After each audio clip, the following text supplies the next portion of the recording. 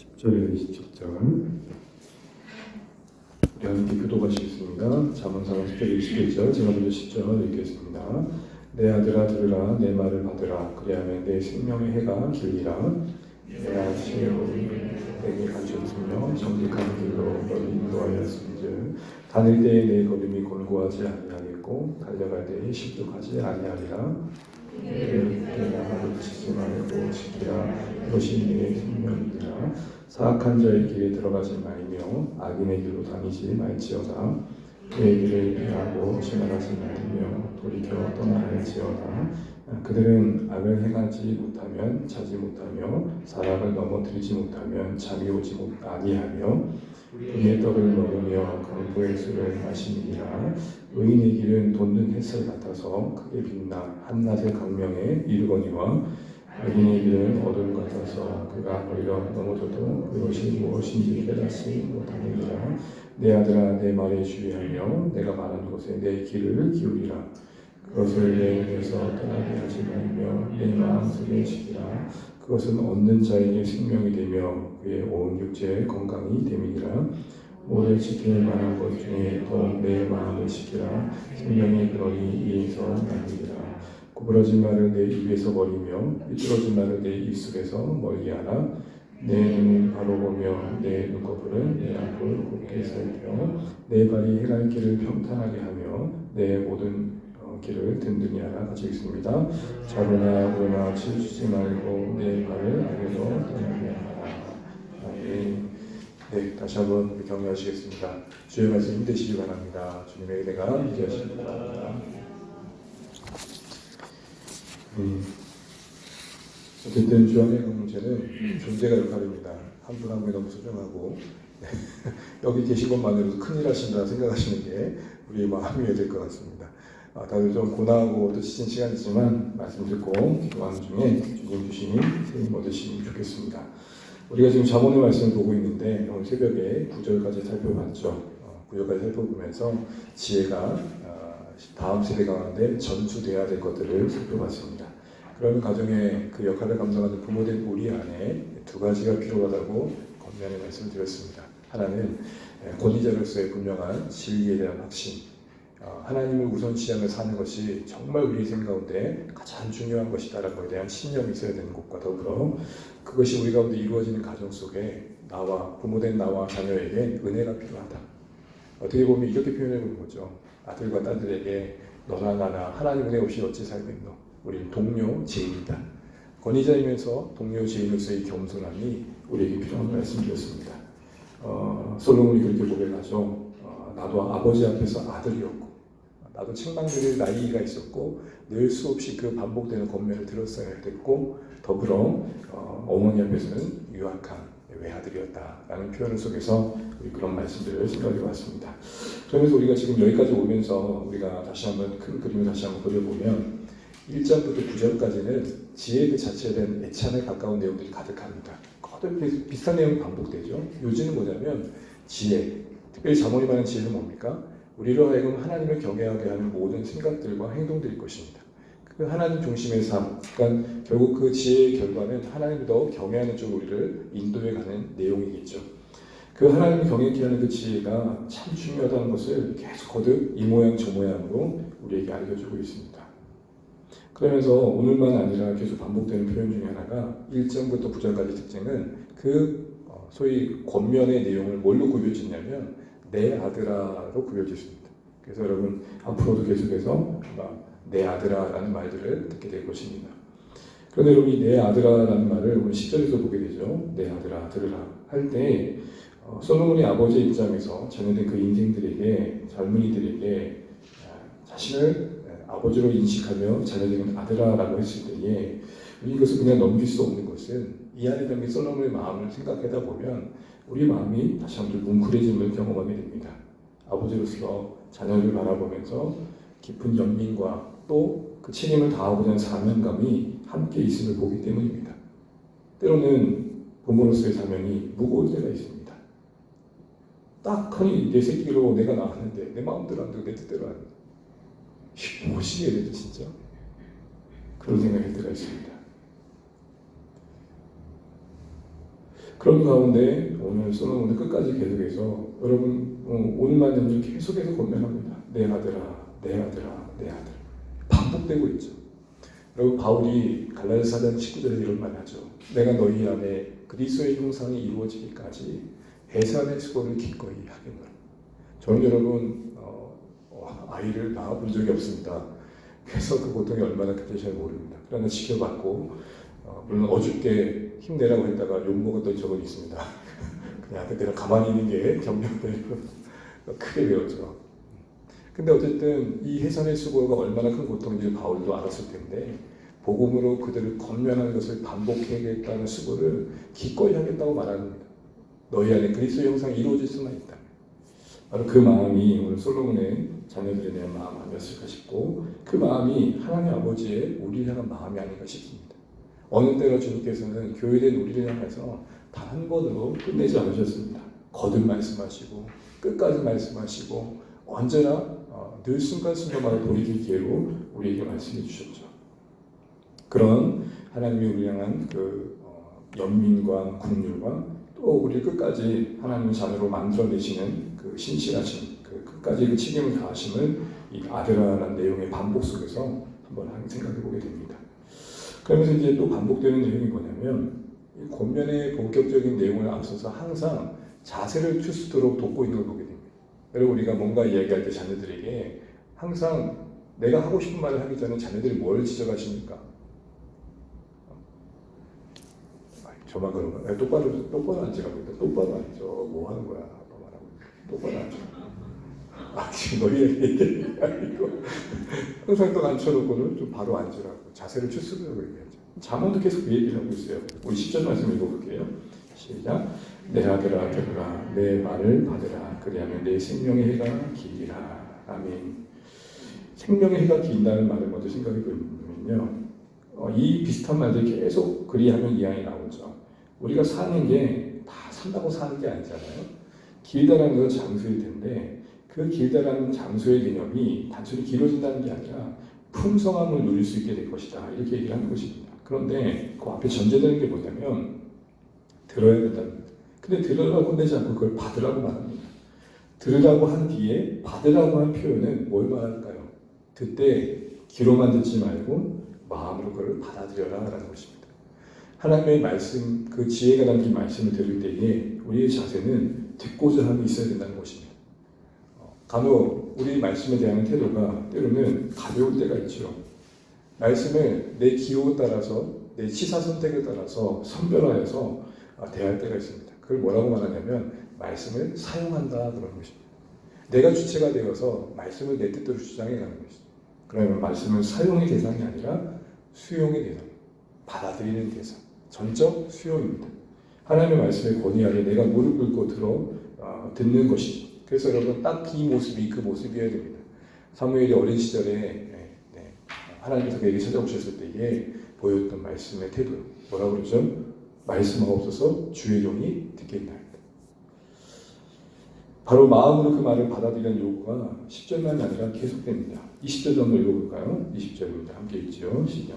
내 아들아 내 말에 주의하며 내 말하는 것에 내 귀를 기울여라. 다른 표현이지만 좀 집중해서 들어라 이야기를 하고 있는 것입니다. 좀 듣고자 하는 마음을 듣고자 하는 자세를 좀 가져라 이 얘기를 하고 있는 것이죠. 말씀을 통해서 지혜를 얻고 하나님이 주시는 헤아림을 소유했던 인생들의 특징은 듣는 자세부터 달랐습니다. 우리 보통 공부하는 애들은 듣는 자세부터 틀리다 얘기를 하잖아요. 그 듣는 자세는 먼저 순종의 자세였습니다. 제가 좀 오랜 얘기긴 하지만 대학 시절에 열심을 내게 될 때에 한참 방송을 열심히 읽었었습니다. 내비기도 성경에서 나온 그 암송 구절을 외우고 있었는데 한참 189절을 외우고 있었습니다. 그 전이 단계라고 좀 그렇지만 69절이 있었거든요. 캠퍼스 전도하는 시즌에 내비기도 선교회 간사님을 만났어요. 우연히. 이렇게 암송 얘기 주고받다가 제가 이제 어저께 여쭤봤죠. 간사님은 암송 어디 하고 계세요? 69절 한다는 거예요. 제가 그때 당시에 어떤 마음을 가졌을 것 같아요. 간사님이 아직도 69절밖에 안 해요? 그 생각했겠죠. 어린 나이니까. 근데 그때 간사님이 그런 말을 하는 거예요. 저는 속으로 나는 189절을 하고 있는데 이런 생각을 하고 있을 때에 그분이 그렇게 이어서 하는 말이 뭐냐면 형제님 암송의 목적은 암송이 아닙니다. 순종입니다. 제가 여기 뻥 하나 맞은 거예요. 69절을 못 외워서 외우는 게 아니라 내가 그 말씀에 순종하는지를 매일 짚어보고 있다는 말씀이었습니다. 찬송 여러분, 우리가 하나님의 말씀을 듣는 이유가 순종이시기를 주님을 축복합니다. 우리가 성경 공부를 하지 않고 굳이 상 공부를 한 이유가 다르게 있지 않습니다. 말씀 앞에 우리의 자세가 순종이고 그것이 삶이 되어야 될 각오를 하고 듣는 게 중요하다는 것이죠. 그래서 여러분, 말씀이 은혜가 되어서 그것이 우리를 움직여가고 순종의 자리를 이끄는 것도 참 중요하지만 될 때부터 순종하고자 하는 마음을 듣는 것이 은혜를 받을 여지가 더 크다는 것을 우리가 알아야 됩니다. 그래서 오늘 솔로몬은 그 아들들에게 또 하나님은 이 말씀을 통해 우리에게 두 가지 길을 이야기하십니다. 10절부터 19절까지는 그 두 가지 길을 대조해 주면서 그 결과까지 이야기하시면서 우리의 인생은 어느 길로 가야 될지를 이야기하는데 10절부터 13절까지는 지혜로운 길이 무엇인지를 이야기해 줍니다. 그리고 14절부터 17절까지는 악인의 길, 사악한 자의 길이 어떤 것인지 이야기합니다. 그리고 결론적으로 18절과 19절 각각 그 의인의 길과 악인의 길의 결과를 이야기하면서 우리에게 어떤 선택을 할지를 촉구하고 있는 것을 보게 됩니다. 여러분, 우리 인생의 길을 우리 인생은 종종 길을 걷는 것에 비유하죠. 그래서 인생을 개척해 간다 할 때 길을 만들어 간다는 표현을 쓰기도 하고 또 어떤 인생을 숙명처럼 받아들인다 할 때 그 길을 걸어간다라고 이야기도 합니다.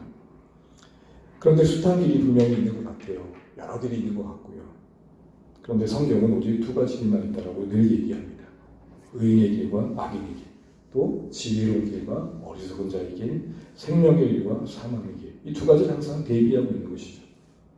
인생에서 우리는 이 두 길 사이에 끊임없는 선택을 늘 순간순간 요구받고 있다는 것을 성경은 말합니다. 그러니까 정말 중요한 건 뭘까요? 빨리 가는 것보다 제대로 가는 게 중요하다는 것이죠.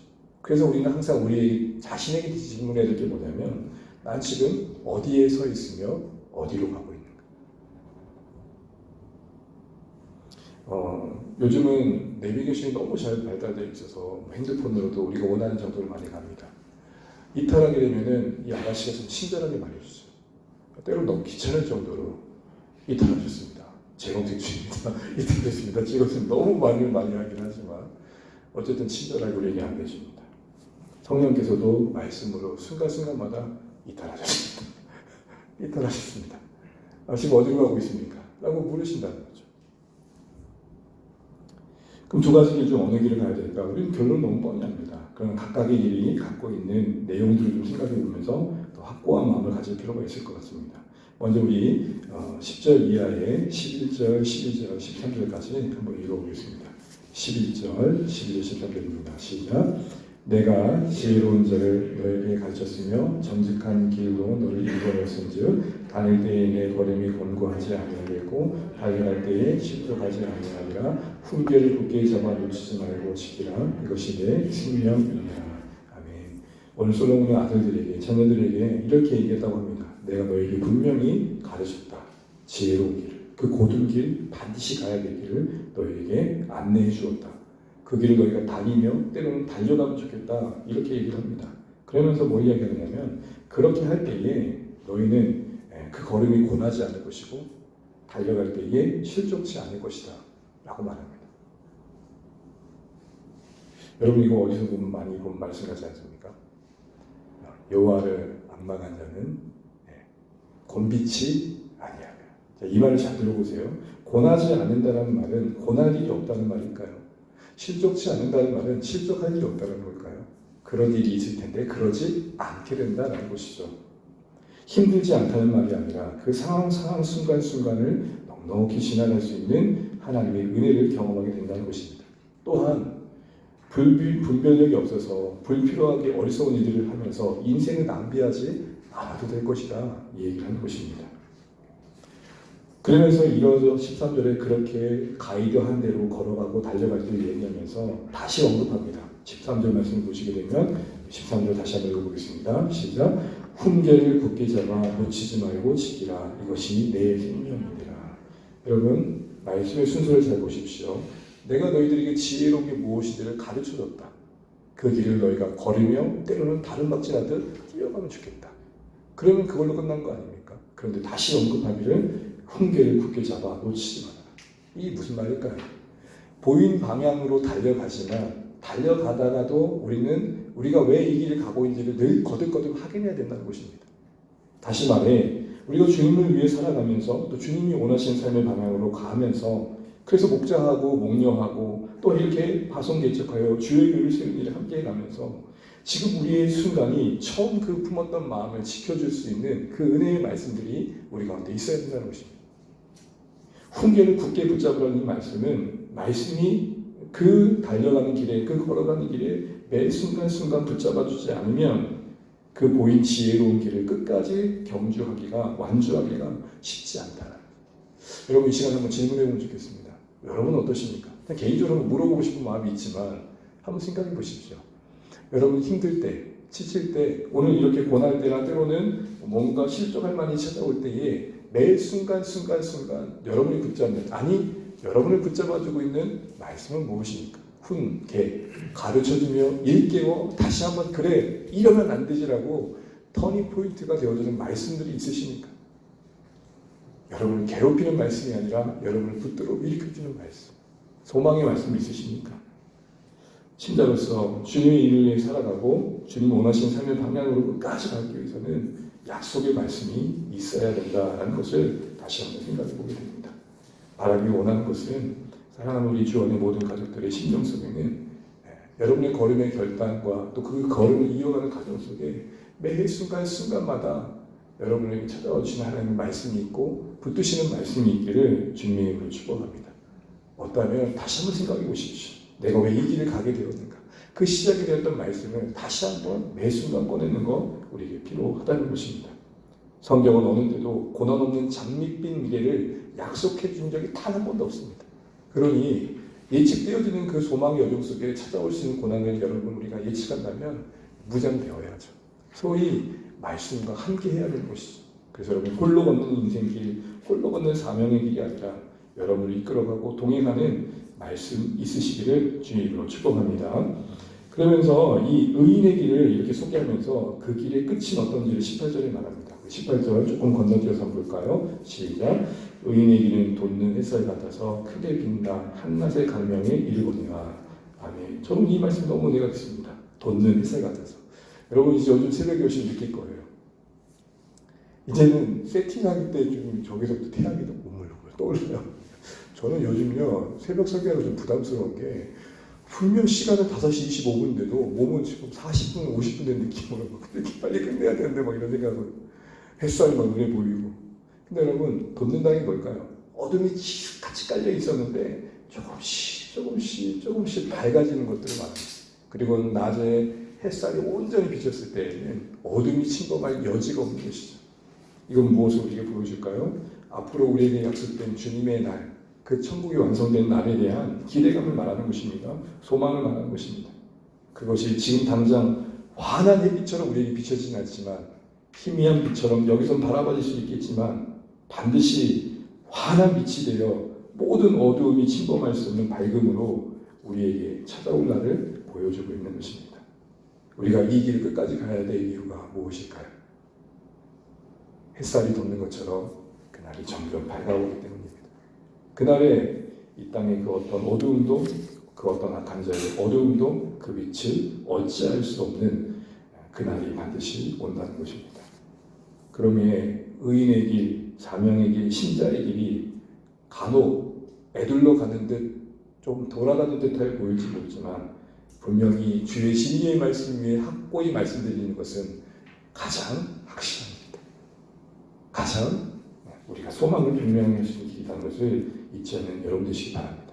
그런데 이 길을 가는 것이 녹록지 않은 건 바로 끝없는 유혹이 있다는 것입니다. 그래서 여러분 13절부터 이하에서부터 14절은 이 의인의 길을 가는 데서 방해가 되는 이야기를 합니다. 14절부터 우리 16절까지 다시 읽어보겠습니다. 시작. 사악한 자의 길에 들어가지 말며 악인의 길로 다니지 말지어다. 그의 길을 피하고 지나가지 말며 돌이켜 떠나갈지어다. 그들은 악을 행하지 못하면 자지 못하며 사람을 넘어뜨리지 못하면 잠이 오지 아니하며 불의의 떡을 먹으며 강포의 술을 마시니라. 아멘. 지금 새로운 길을 다른 길을 걷고 있는 사람들이 이야기를 합니다. 이들을 보게 되면 일단은 결국 하나님을 경외하지 않고 온갖 탐욕에 지배받고 있는 걸 보시고 16절, 17절 보시죠. 오직 했으면은 이렇게 표현합니다. 18절을 보게, 17절을 보게 되면은 불의의 떡을 먹으며. 이게 무슨 말이에요? 떡 먹듯, 밥을 먹듯, 양식을 먹듯 죄를 범한다는 겁니다. 그리고 16절을 보세요. 참 재밌는 게, 여러분 사람의 가장 기본적인 욕구가 뭘까요? 뭐 식욕이 있고 수면력이 있습니다. 두 가지를 굳이 한번 비교해 보죠. 안 먹는 건 좀 버틸 수 있어요. 일주일 정도는 만약, 그것도 힘들지만. 근데 여러분 일주일 동안 못 잔다고 생각해 보세요. 수면력하고 식욕하고, 물론 어떤 분은 나는 진짜 수면력보다 식욕이 더 큰 사람도 있을지 모르겠어요. 어쨌든 기본적으로 사람들은 일주일 정도 못 잔다 하니까 정말 사람 미쳐버리는 거죠. 근데 이들은 어떤죠? 그렇게 잠을 안 자더라도 하고 싶은 대로 하지 않으면 못 견디는 사람들이라는 거예요. 자기들이 하고 싶은 대로 죄를 범하고 불의를 행하지 않으면 잠을 못 잘 만큼 모든 어떤 욕망과 분노와 적개심에 사로잡힌 사람들이라고 이야기를 하고 있습니다. 16절 말씀이 그 얘기를 보여주고 있죠. 그러니까 이들은 하나님께 붙잡힌 게 아니라 그들 안에 일어난 증오와 적개심과 욕망에 붙잡혀서 그 인생길을 끌려가고 있는 사람들이라는 것입니다. 오직 그게 어떻게까지요? 잠을 못 잔 만큼, 그게 원이 된 만큼, 그걸 풀지 않으면 잠을 못 잔 만큼. 여러분, 이러면서 제가 한번 지나간 생각이 있었어요. 나는 때로는 뭐 때문에 잠 못 자니까. 요즘은 여러분 제가 잠 못 자는 게 쉽지 않습니다. 이제 하루를 날 새면요, 죄송합니다. 진짜 한 1, 2주 가는 거예요. 예전에는 말이 표현도 좋은데, 그래도 좀 20대는 하루 뭐 이틀 잠새도 뭐 잠깐 자고 나면은 원상복귀가 되는데, 좀 그렇지 않다. 뭐 저만 그런 건 아니신 것 같아요. 그죠? 날쌘이 무섭다라는 말을 이제야 이해가 돼요. 근데 이들은 잠을 못 자는 게 문제가 되지 않을 만큼 온갖 욕망이 붙들려 있다, 이렇게 얘기를 합니다. 근데 여러분, 신자들도 이런 길을 갈 수 있다는 것입니다. 누군가에 대한 증오와 때로는 분노와 못마땅한 마음과 내가 하고픈 대로 하려고 하는데 안 되는 상황 때문에 잠 못 이룰 때가 있다는 것이죠. 우리를 붙들어 이끌어가고 있는 게 무언가를 돌아보게 됩니다. 그러면서 덧붙여 이런 생각을 해봐요. 때론 나는 말씀 읽다가 잠 못 이룬 적이 있었는가? 기도하다가 주님 만나다가 잠 못 들어본 적은 언제였나? 사랑하는 성도 여러분, 우리의 삶 속에 우리를 붙들고 이끌어가는 것이 무엇인지 돌아보게 됩니다. 그러면서 하나님께서는 오늘 솔로몬에게 자녀에게 권면한 내용 속에서 이런 길로 들어주지 말라고 말합니다. 오직 했으면 비슷한 표현을 여러 번 반복합니다. 말씀 잠깐 보실까요? 14절 이하를 보시죠. 들어가지 말며 다니지 말며 15절 볼까요? 그의 길 뭐 하고요? 피하고 지나가지 말며 돌이켜 떠날지어다. 계속 비슷한 말 같은 여러 차례의 이야기들을 비슷한 말들을 하고 있는 걸 보게 됩니다. 이 말은 한마디로 뭘까요? 어떻게 해서든지 발 한 발도 뒤지지 마. 여러분, 희한하죠? 난 괜찮아 하고 한 발짝 딛잖아요. 그거 무서운 겁니다.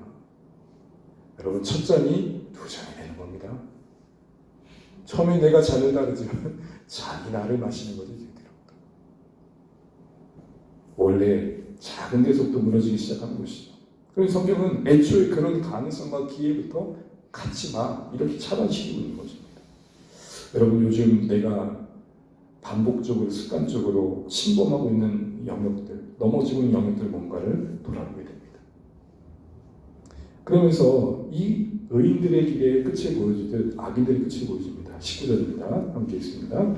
악인의 길은 어둠 같아서 그가 거기에 넘어져도 그것이 무엇인지 깨닫지 못하느니라. 결국은 넘어져 패망하게 되는데, 문제는 뭐냐? 그렇게 넘어지고도 잘못되고도 뭐 때문인지 모른다는 거예요. 한번 이런 그림을 한번 그려보시죠. 파리가 하다가 꿀단지에 꿀을 보고 탁 들어갔어요. 꿀은 열심히 빠는데 도저히 날개질에서 날개를 못 나는, 딱 그 그림인 거예요. 근데 파리는 왜 몰라요? 내가 왜 이기고 있는지. 무슨 말입니까? 우리가 하나님의 심판인지도 모르고 또 하나님이 나는 이걸 하나님께 나를 징계하신 건지도 모르고 그 자리에 있을 수 있다는 거예요. 그게 악인들의 가장 큰 정말 안타까움이라는 거죠. 그래도 신자에게 은혜는 뭡니까? 뭔가 하나님께서 개입하신 것으로 와닿는 마음이라도 가질 수 있잖아요. 이거 하나님께서 나를 소위 세상 우리가 우리끼리 얘기할 때 그러죠. 하나님 나를 치시네. 하나님 나를 깨우시네. 그런 생각조차 할 수 없는 자기에게 악인들이다 이렇게 얘기를 합니다. 그러면 다시 한번 의인의 이 영광스러운 돋는 햇살같이 약속된 크게 빛날 그날을 향하여 걷겠느냐, 아니면 원대로 하다가 질모대로 적개심이 끊고 욕망대로 살다가 결국에는 그게 무엇 때문에 망하는 것인지 모른 채 어두운 가운데로 전락하게 되냐는 이 질문을 하면서 결국엔 의인의 길을 향하도록 격려하고 있습니다. 그러면서 오늘 말씀은 20절부터 27절에 이제는 그 의인의 길을 계속 이어가기 위해서 필요한 또 한 가지 얘기를 합니다. 그것은 무엇이냐면 마음을 지키는 것이다 이야기입니다. 우리 4장 23절 말씀 읽고 말씀을 쭉 마무리해보도록 하겠습니다. 4장 23절입니다. 시작. 모든 지킬 만한 것 중에 더욱 내 마음을 지키라. 생명의 근원이 이에서 나니니라. 아멘. 20절부터 22절까지는 앞에 있는 내용을 다시 한번 반복하는 겁니다. 내 아들아, 그러니 귀를 기울여 내가 너에게 하고 싶은 말을 잘 듣고 간직해라. 그것이 너에게 진짜 생명이 될 것이다. 그리고 그것이 너의 온 육체의 건강 될 것이다. 이때의 건강의 다른 말은 그것이 너를 치유하며 고치며 온전케 할 것이다. 그렇게 이야기를 하고 있는 것입니다. 그러면서 이걸 위해서 다시 한번 너에게 거듭 강조한다. 너의 마음을 지켜라. 왜냐하면 그것이 생명의 근원을 내기 때문이다 말합니다. 이게 무슨 말일까요? 일단 생명의 근원이 이에서 난다는 말은 우리의 마음에 의해 우리 인생에 영향을 받는다는 것입니다. 우리의 형편과 상황이 어떠하든 결국 우리 마음에 품은 생각과 또 뜻과 의지가 우리의 말과 행동과 선택으로 이어지게 되어 있다는 것이죠. 그럼 이제 중요한 건 이 마음을 지키는 것인데 마음은 어디일까요? 여러분 마음이 어디 있으십니까? 애매한 질문이죠. 그런데도 우리는 마음과 관련된 단어를 많이 쓰죠. 마음이 아프다. 마음이 힘들다. 어디 있는데 그게? 어디 계시? 마음 어디 계시나요? 여러분 마음은 이렇게 성경은 이해합니다. 우리 영혼의 자속, 영혼이 거하는 자리로서 소위 우리의 지정의가 활동하는 영역입니다. 물리적인 어떤 위치라고 할 수 없지만 분명히 존재하는 것이죠. 우리 지정의, 우리의 생각과 감정과 의지가 역사하는 것이에요. 근데 이걸 지킨다? 이 무슨 말일까요? 이때 지킨다는 말은 살핀다는 거예요. 이때의 그 의미는 그러기에 우리 안에 있는 마음의 영역 속에 하나님의 지혜가 늘 있는지, 하나님의 지혜가 내 마음을 가득 채우고 있는지를 생각해 봐야 한다는 것입니다. 다시 말해 우리의 마음에 악영향을 주는 잘못된 영향을 주는 요소를 끊고 지혜의 말씀을 늘 내 마음에 가득 채우는 노력들을 해가야 우리 끝까지 이 의인의 길을 걸어갈 수 있다고 말하는 것입니다. 달리 말해 우리 마음이 지혜에 의해 장악될 때에만 삶의 모든 영역에서 하나님이 보이신 질서, 그 지혜를 따라 살아가며 약속된 그 생명의 복, 그것을 누릴 수 있다라고 말하는 것이죠. 그럼 여러분, 이 마음을 지키려면 구체적으로 우리는 어떻게 해야 될까요? 그러면서 언급되는 게 바로 24절부터 27절까지의 내용입니다. 먼저 24절 말씀을 읽겠습니다. 24절입니다. 시작. 구부러진 말을 내 입에서 버리며 삐뚤어진 말을 내 입에서 멀리하라. 무슨 말일까요? 입술을 지켜 헛된 말을 하지 않는 것이 마음을 지키는 거래요. 여러분 쉽게 말하면 내내 욕하고 누구 험담하고 뭐라고 한 다음에 여러분 마음에 하나님 뜻이 가득함을 느끼십니까? 아 평안하다. 아 행복하다. 우리 마음이 우리 입술의 열매에 의해서 장악될 때가 있더라는 거죠. 내 마음을 염려해서라도 우리 입술의 말을 은혜롭게 할 필요가 있는 거예요. 왜요? 우리 입술의 말은 우리 마음에 영향을 주기 때문입니다. 25절 말씀을 한번 보겠습니다. 또 신경 써야 할 것이 무엇이 25절입니다. 시작. 내 눈은 바로 보며 내 눈꺼풀을 내 앞을 곱게 살펴. 우리의 눈도 잘 지켜야 된다는 겁니다. 눈을 지켜 하나님의 말씀으로 향해야 된다고 말합니다. 눈을 바로 보며 시선을 다른 곳에 두지 않아야 된다고 말합니다. 배회하지 않아야 된다는 거죠. 여러분 욕망을 품을 때 그 눈의 특징이 뭔지 아십니까? 일단 초점이 흐려지고 배회합니다. 눈동자가 어디에 둘지 몰라요. 26절에 또 하나 우리가 피해야 될 것을 말합니다. 26절입니다. 시작. 내 발이 행할 길을 평탄하게 하며 내 모든 길을 든든히 하라. 평탄하게 하며 라는 말에 여러분 혹시 번호가 있는 성경은 그 각조를 보시면 헤아리며 라고 되어 있습니다. 무슨 말일까요? 내가 지금 두 발을 딛고 있는 그 자리가 정말 있어야 하는 자리인지를 잘 살펴보라는 것입니다. 우리의 행함이 우리 마음에 영향을 준다는 것이죠. 정리하자면 내 눈과 입과 발이 어디를 향하고 있느냐가 지금 내 마음이 무엇으로 채워져 있느냐에 달려 있을 수 있다는 것입니다. 혹시 내 마음은 어느새 지혜는 다 사라지고 말씀의 은혜는 사라지고 욕망의 놀이터가 된 지 오래이지 않는가? 어느새 내 마음은 분노에 삭막해지고 완악해지지 않는가? 어느새 내 마음은 우울함에 어둡지 않은가? 이거 한번 되짚어 봐야 되는 것입니다. 결국 우리의 온 몸으로 경건의 삶을 살아가야 우리 마음을 잘 지킬 수 있다고 말하는 것입니다. 여러분, 경건은 온 몸으로 하는 것입니다. 눈으로, 입으로, 손으로, 발로. 이 모든 게 우리 마음에 영향을 주는 것이고 또한 우리 마음이 그 모든 것에 영향을 끼치는 것입니다. 말씀을 듣는 것도 중요하고 말씀을 보는 것도 중요하며 말씀을 행하는 것도 그래서 중요한 것이죠. 결론부터 말한다면 우리의 삶이 은혜의 환경에 자꾸 노출될 필요가 있다는 것입니다. 여러분 일터에서 일을 하실 때에 그래도 틈틈이 물론 성경책을 딱 펼칠 수는 없겠지만 말씀을 들을 수 있다면 들으시고 또 잠깐이라도 볼 수 있다면 암송구제라도 살피시고 하면서 늘 언제나 내가 보고 내가 듣고 내가 말하는 것들이 그 은혜에 관련된 것들이 될 수 있도록 노력해야 내 마음이 지켜지고 그 마음 안에서 지켜진 그 은혜들이 우리 삶 가운데 의인의 길을 가는 방향으로 이끌어갈 수 있다는 것입니다. 오늘 하루 되돌아보면 좋겠습니다. 나는 어디에 더 많이 노출되어 있는가? 여러분 뭐 핸드폰을 쭉 보면서 나는 어디에 더 많이 노출되어 있는가?